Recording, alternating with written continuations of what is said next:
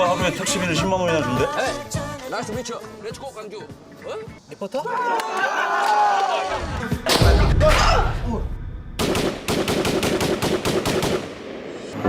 여긴 제1공영방송 소속 이르겐 히치패트.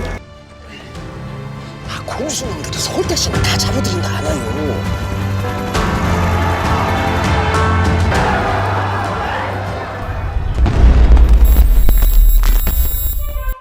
Film A Taxi Drive menjadi salah satu film terlaris di Korea Selatan. Saat dirilis pada 2017, film ini meraih catatan yang mengesankan dan mencapai sekiranya 12 juta penonton. Wow. Film ini mengangkat kisah nyata perihal sejarah kelam Korea Selatan, di mana terjadi pelanggaran hak asasi manusia besar-besaran pada tahun 1980-an. Tanpa berlama-lama, langsung aja kita ke alur ceritanya. Cerita diawali dengan kisah Kim Men-sub yang merupakan seorang supir taksi dengan kehidupan sederhana. Dia tinggal di rumah kontrakan bersama putri semata wayangnya yang berusia 11 tahun, usai sang istri meninggal dunia. Kim Men-sub bekerja banting tulang demi memenuhi kehidupan anaknya, sesuai dengan waktu kejadian. Film ini menggambarkan latar 1980-an. Momen itu terjadi saat para mahasiswa dari berbagai kota di Korea Selatan turun ke jalanan melakukan demo besar-besaran terkait demokrasi dan menentang rezim pemerintahan. Kim Men-sub sebetulnya termasuk masyarakat yang tidak terlalu peduli dengan aksi demonstrasi, sampai suatu kejadian merubah prinsipnya. Di lain pihak, Jürgen Hans-Peter, seorang jurnalis asal Jerman yang bekerja di Tokyo, tertarik meliput aksi demonstrasi di Korea Selatan. Pasalnya, Peter mendapat informasi kalau terjadi pembantaian terhadap para mahasiswa di kota Gwangju saat demonstrasi berlangsung. Setibanya di Korea Selatan, dia pun memesan taksi dan memberikan imbalan 100.000 won untuk perjalanan dari Seoul Gwangju yang berkurun waktu sehari. Kim Men-sub pun tergiur dengan tawaran uang itu dan mengambil langkah ekstrim mengantar Peter Gwangju. Kim Men-sub dikatakan sedikit mengerti bahasa Inggris meskipun hanya bisa bicara ala kadarnya karena sempat bekerja di Arab Saudi. Jadi bahasa Inggrisnya tuh seadanya cu. Yes no, oke. Perjalanan keduanya menuju Gwangju tidaklah mudah. Seluruh akses menuju kota tersebut ditutup oleh tentara militer. Mereka sempat dilarang masuk ke Gwangju karena memasuki zona berbahaya. Tak habis akal, Kim Men-sub mencoba berbagai cara hingga akhirnya diizinkan masuk ke sana. Men-sub hanya tahu dirinya mengantarkan Hans-Peter ke Gwangju, lalu pulang dengan membawa ongkos taksi yang lebih dari cukup untuk membelikan sebuah sepatu cantik untuk anaknya. Hans-Peter adalah wartawan yang merahasiakan maksud dari tujuan dirinya yang sebenarnya. Ia sama sekali tidak memberitahu Men-sub bahwa ia ingin meliput kejadian di Gwangju. Men-sub tak sedikit pun berpikir bahwa mereka akan menuju medan perang. Ia hanya terlihat bodoh dengan kamera yang dipegang wartawan itu.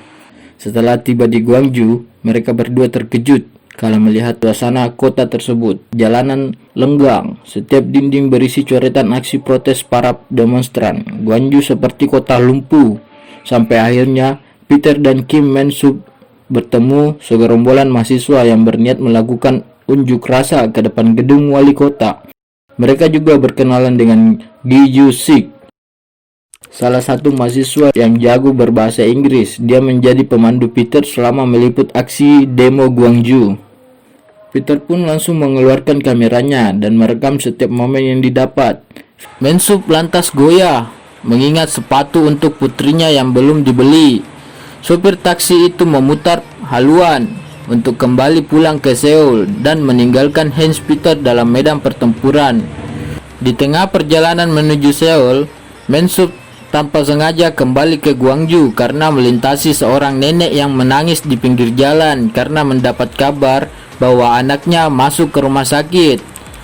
Hati Men-sub yang tidak tega melihat nenek tersebut terpaksa mengantar nenek tersebut menuju rumah sakit. Alih-alih Men-sub bisa kembali ke Seoul, ia harus tertahan di rumah sakit yang sesak dengan korban kekerasan militer. Ia pun kembali bertemu dengan Hans Peter, Jessic, dan supir taksi baik hati yaitu Huang Desul. Hans Peter pun lalu marah kepada Han Seok karena telah meninggalkannya dan membawa peralatan Hans Peter. Hans Peter pun lalu berpikir bahwa Mansup ingin membawa kabur peralatannya. Namun Hansup sama sekali tidak berpikiran seperti itu.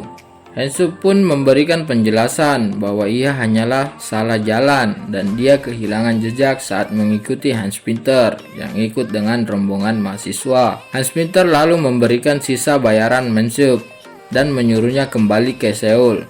Namun supir taksi lain yang melihat dan tahu bahwa Mansup dibayar 100.000 won dan mencoba membawa barang Hans Peter kemudian marah karena menurutnya Mansup tidaklah jujur dan sudah sangat mencoreng nama baik para supir taksi. Mansup yang tidak terima dengan perkataan para supir taksi di rumah sakit akhirnya bertengkar namun dihentikan oleh Tae-sul.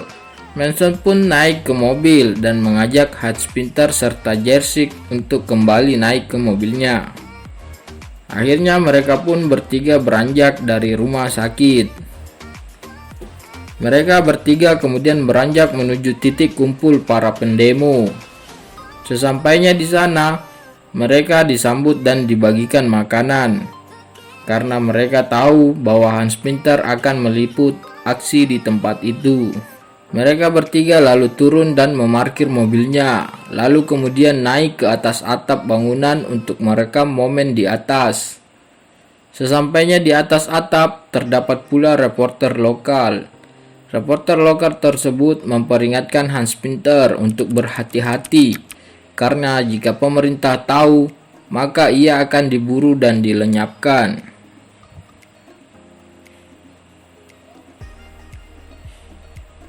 Tidak berselang lama, pasukan militer pun datang memberondong tembakan dengan peluru asli. Mereka menembaki para demonstran, baik mahasiswa maupun warga sipil. Pasukan militer sama sekali tidak pandang bulu. Mereka menembaki dan memukul semua orang yang ada di sana.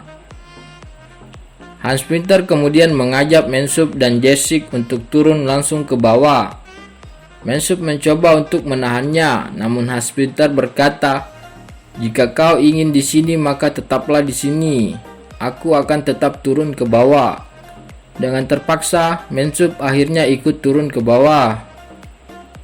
Hans Peter langsung merekam kejadian ketika sampai di bawah, namun di saat yang bersamaan, Hans Peter terlihat oleh pimpinan pasukan militer yang langsung memerintahkan anggotanya untuk menangkap Hans Peter. Beruntung Mansup menarik dan memaksa Hans Peter untuk mundur karena suasana yang semakin ricuh. Dengan tergesa-gesa, mereka berlari menuju mobil, namun ketika Mansup menyalakan mobil, ada seorang tentara yang melihatnya, kemudian mengejar mereka. Beruntung mereka bisa kabur dari sana. Mereka pun menuju perjalanan pulang, tapi terlebih dahulu ia mengantarkan Jessic kembali ke rumahnya. Dan lagi-lagi nasib sial menghampirinya. Mobil Mansup kembali mogok di tengah jalan. Beruntung ada supir taksi yang mereka kenal di rumah sakit. Para supir taksi itulah yang membantu mereka menarik mobilnya yang mogok ke bengkel. Namun mobil Mansup rusak parah dan membutuhkan waktu lebih untuk memperbaikinya.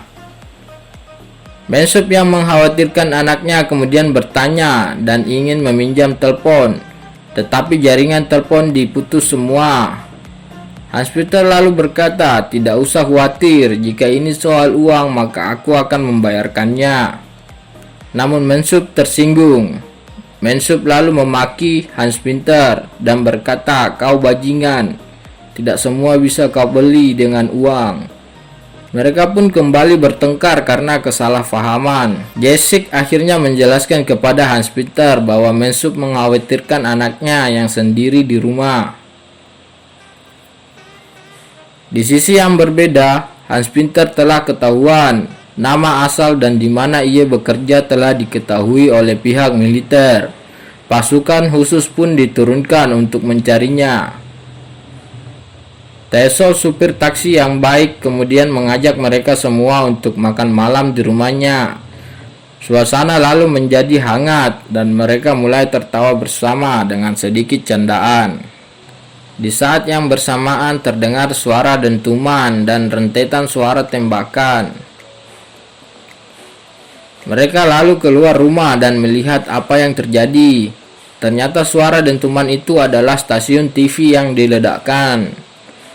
Hans Pinter pun bergegas ke sana untuk merekam kejadian di sana. Sesampainya di sana, tanpa mereka sadari, mereka sudah diintai oleh pasukan khusus militer yang berpakaian preman, dan terjadilah aksi kejar-kejaran. Mereka lari bersembunyi di dalam ruko-ruko pertokoan. Tiba-tiba ketika menaiki tangga, alat Hans Pinter pun terjatuh. Jessic pun turun ke bawah untuk mengambilnya. Dan disitulah Jessic tertangkap. Hans Pinter dan Messup yang bersembunyi diperingatkan untuk keluar, jika tidak, ia akan membunuh Jessic. Lalu nampak hening dan tidak ada respon.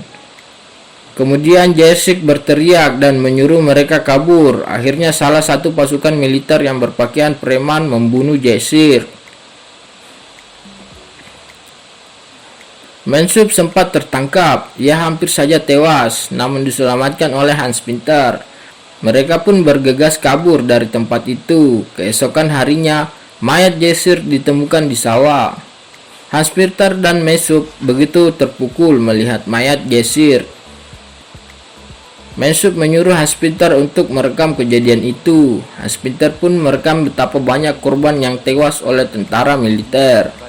Setelah Hans Pinter merekam semuanya, mereka pun bergegas kembali ke Seoul. Para supir taksi yang ada di sana ikut andil mengantar mereka sampai ke perbatasan. Dan dengan nekat menerobos blokade dari tentara militer. Akhirnya terjadi kembali aksi kejar-kejaran. Beberapa supir taksi kembali menjadi korban. Dengan bantuan orang-orang yang bertemu dengan Hans Pinter, akhirnya Hans Pinter bisa sampai ke bandara dan berhasil menyiarkan fakta dan realita kejadian yang terjadi di Gwangju kepada dunia.